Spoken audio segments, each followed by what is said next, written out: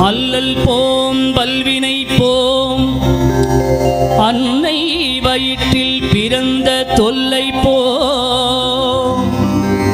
போகா துயரம் போல்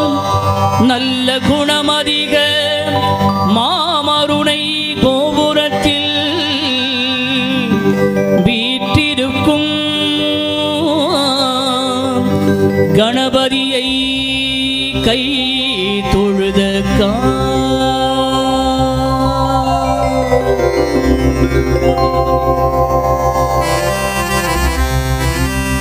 பிரபோ